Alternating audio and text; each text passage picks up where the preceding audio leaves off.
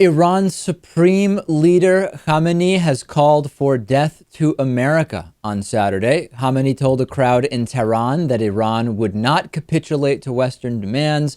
The crowd started shouting death to America, and the Ayatollah responded, of course, yes, death to America, because America is the original source of this pressure. It reminds me, I don't know if you've seen this Family Guy episode, Lewis, where they have Osama bin Laden recording one of the videos that Al Qaeda would sometimes release, and he very casually says, "Oh yes, death to America, death to America, death to infidels," or whatever. The way this was transcribed as happening with the Ayatollah in Iran struck me as similar. Oh yeah, of course, death to America. In addition to everything I'm saying. Yeah, death to America is just kind of implied. Perhaps he thought he didn't need to say it because that's always the tone. But yeah, kind of funny. Khamenei's comments contrasting with those of Iranian President Hassan Rouhani, who said achieving a deal is possible by the March 31st target date for some kind of preliminary agreement at least. Meanwhile, John Kerry, U.S. Secretary of State John Kerry, claiming that there has been substantial progress towards an agreement. Kerry said that there are still important gaps remaining, but that progress has been made.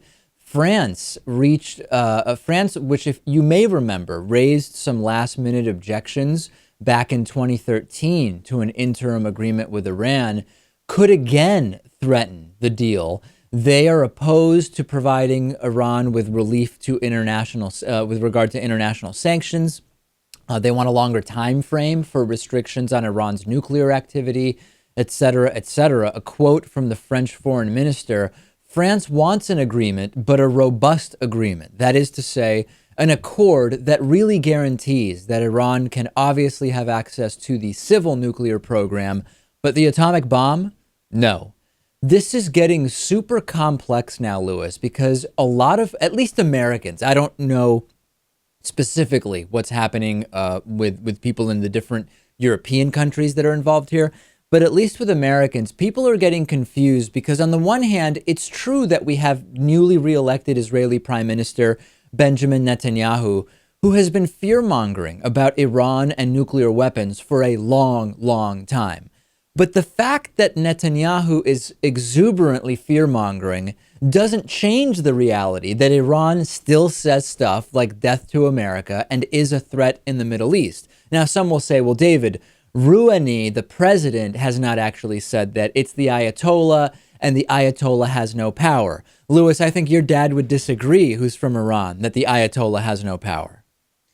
We could argue that the Ayatollah is the only one with the power, and that the president is just a figurehead. Does he even really disagree? Who knows? Maybe it's just for PR. But we can't let Iran blow up Israel because the country is run by the Ayatollah, who is a religious fanatic, and we can't allow that to happen. And I share much of our audience's disdain for the right-wing Netanyahu. And it just so happens that Netanyahu thinks Iran could make bombs within 3 months.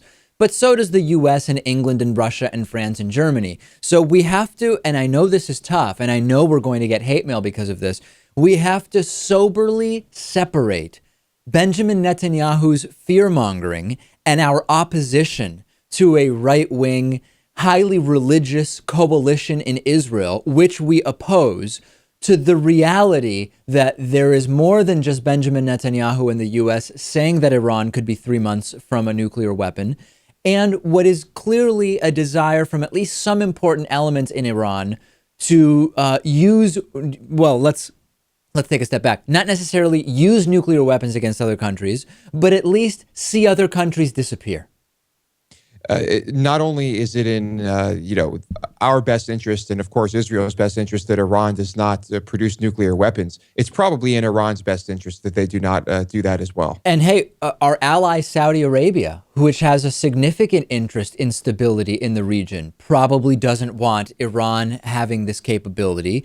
You have countries, you see the more secular facets of Egyptian governments not wanting this. So we have to decouple. It's just the U.S. and Netanyahu who are saying this and want this, because it's factually not true. But let's maintain our criticisms of the Netanyahu administration. I don't know if everybody's able to do this. No, I think in the eyes of some people, you have to be against Israel and Netanyahu simultaneously. But this really isn't about either one of them.